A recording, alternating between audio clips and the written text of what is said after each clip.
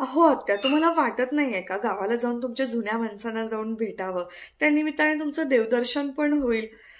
तुमच्या काळात त्यांना मला खरंच आवडतो तुमचा काळ. म्हणजे त्या काळात कोणाचं लग्न असेल तर तुम्ही 8-8, 10-10 दिवस अगोदर जाऊन त्या घरी राहायचात. सगळी तयारी तुम्ही करायच्यात.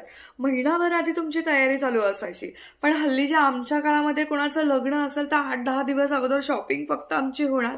वन डे मध्ये ते काय बँक्वेट बुक करून वन डे मध्ये सेलिब्रेशन, सेकंड डेला जे ते आपापल्या कामाला बिझी. असं त्यामुळे काय आहे की हे सोशल मीडिया, व्हॉट्सअप थ्रू आम्ही आमचं रिलेशन या थ्रू मेंटेन करतो. पण ते लॉंग लास्टिंगचं जे प्रेम होतं, आपुलकी होतं, ते हल्लीच्या आमच्या काळामध्ये राहिली नाहीये. त्यामुळे आमच्या आजच्या पण तरुण पिढीला तुमचा काळ होता ना, तो खरंच आवडतो आम्हाला. म्हणजे हे यात्रा, सेलिब्रेशन हे खूप आहे. पण आमच्या हल्लीच्या जे वर्कलोड आहे त्याच्यामुळे आम्हाला हे सेलिब्रेशनकडे आम्हाला 8-10 दिवस सुट्टी काढणं हे जमत नाही. परंतु त्यातून सुद्धा थोडंसं चिल्ड आउट मारायचं म्हणून आम्ही कुठेतरी हॉटेलला जाऊन, रिसॉर्टला जाऊन आम्ही आमचं चिल्ड आउट मारतो. पण आमचा हा जो चिल्ड आउट आहे ना, तो लॉंग लास्टिंग नसतो. म्हणजे तो आनंद नाहीये. त्यामुळे मी म्हणते आता तुम्ही खरंच, मी तुमची बॅग पॅक करतो, तुम्ही खरंच गावाला जा. आणि वाटलं असं आम्ही सुद्धा येतो, 2 दिवस सुट्टी टाकतो, तुम्ही पुढे जा आणि आम्ही सुद्धा सुट्ट्या टाकून येतो तुमच्या मागे. समजा म्हणणे पट्टे बघ मला तुझं. काल दाखवलं मला व्हिडिओ बंट्यानी प्रोजेक्टाचा. सगळं बघ, आंबेगावच्या जुन्या आठवणी सगळ्या जाग्या झाल्या आमच्या. लग्न झालं, 7-8 वर्ष तिकडं राहिला होतो आंबेगावमध्ये. त्यानंतर लगेच 7-8 वर्षांनी धरणाचं काम आलं बघ. त्याच्या आधी आम्ही आंबेगावची ती बाजारपेठ, त्या आपल्या करवंदाच्या बागा, आम्ही त्या बाजारात जाऊन विकायचो.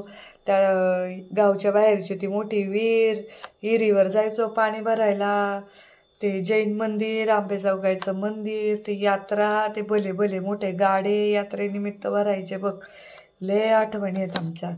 तसं आता नाही राहिलं. गाव उठलं, गाव गेलं. समदे इकडं तिकडं पसरले. कोण जुन्नरला, कोण शिरूरला, कोण खेडला, कोण पुण्याला, कोण मुंबईला. आणि जिकडं गेले तिकडचेच झालेत बघ सगळे. काय करणार, महागाई वाढली. आता हल्लीची पोरं एवढी शिकलीत पण ना नोकऱ्या, शिक्षण एक, कामधंदे करतात वेगळंच.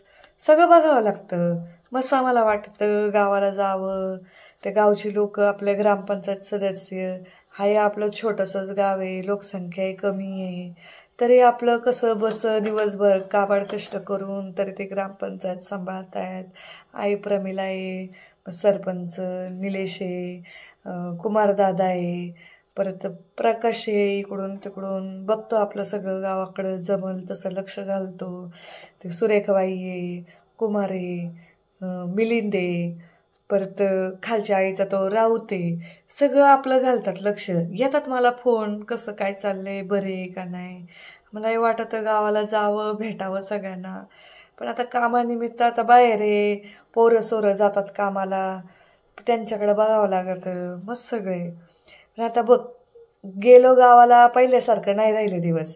कोण इकडं कोण तिकडं, कोणाची कामाची घाई. असं वाटतं गावाला गेलं का कोणाला नको त्रास, कोणाकडं जावं, कुठं राहावं, परत खायचा प्रश्न आहे, परत कोणाच्या दारात जावं. असं नको ना, बरं वाटत नाही. ते हाय मग समधी आपलीच माणसं आहेत, पण कशाला कोणाला स्वयंपाकाचा त्रास द्यावं असंही वाटतं मस्त. त्यामुळं नको वाटतं जायला. मस्त वाटतं करतात एवढी कामं, त्यांना मदत करावी. काय करायचं मग.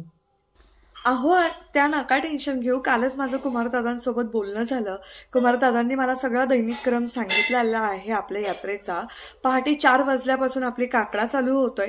काकडा झाल्यानंतर सकाळचा तुम्हाला नाश्ता, चहा पाणी सुद्धा तिथेच आहे. ते झाल्यानंतर आपलं भजन कीर्तन चालू होतंय. कीर्तन झाल्यानंतर दुपारचं जेवणही आहे. दुपारचं जेवण झाल्यानंतर कुठे थोडासा ब्रेक घेऊन 4 वाजता पुन्हा हरिपाठ चालू होतंय. कीर्तनही आहे. हरिकीर्तन झाल्यानंतर सर्व गावासाठी आणि आलेल्या भाविकांसाठी रात्रीचं जेवण सुद्धा आहे. ते झाल्यानंतर 22 आणि 23 तारखेला आम्ही सर्वजण सुट्ट्या टाकून गावी येतोच आहे. त्यानंतर 22 तारखेला सकाळी मला वाटतं देवीची आरती आहे, देवीचं मांडव डाळे आहे, देवीचा चोळी पातळ आहे. त्यानंतर संध्याकाळी रात्री पालखी सोहळा आहे. पालखी सोहळा झाल्यानंतर मनोरंजनाचा छान कार्यक्रमही आहे. त्यानंतर 23 तारखेला पुन्हा एकदा काल्याचं कीर्तन आहे, काल्याचं जेवण आहे, महाप्रसाद आहे. त्यानंतर संध्याकाळी 4 वाजल्यानंतर आखाड्याचा कार्यक्रम आहे आणि आखाडा झाल्यानंतर आपली यात्राची समाप्ती आहे. यात्रा समाप्ती झाल्यानंतर आपण पुन्हा एकदा परतीचा प्रवास चालू करू शकतो. तर त्यामुळे बिनधास्त टेन्शन घेऊ नका. तुमची आता बॅग मी भरती आहे आणि माझ्या सुट्टी सुद्धा आम्ही अप्लाय करतोच आहे. अगो बाई, ऐकलं का तुम्ही काय म्हणते ही? चला, काय राहायचं खायचं प्यायचं काय टेन्शन नाही गावाला. जाऊन तेवढं समजांना भेटता येईल. सगळे आपलीच माणसं आहेत, आपलीच घरे आहेत, जाऊयात. चला, नका आता काही टेन्शन घेऊ, काही लोड नको घेऊ. नुसतं दिवसभर खायचं प्यायचं, समजांच्या गाठी बिठी घ्यायचं आणि सगळ्या जुन्या आठवणी बसायच्या बोलत समजांशी. चला जाऊ, तेवढी सगळ्यांना पण बरं वाटेल आपण गेल्यावर.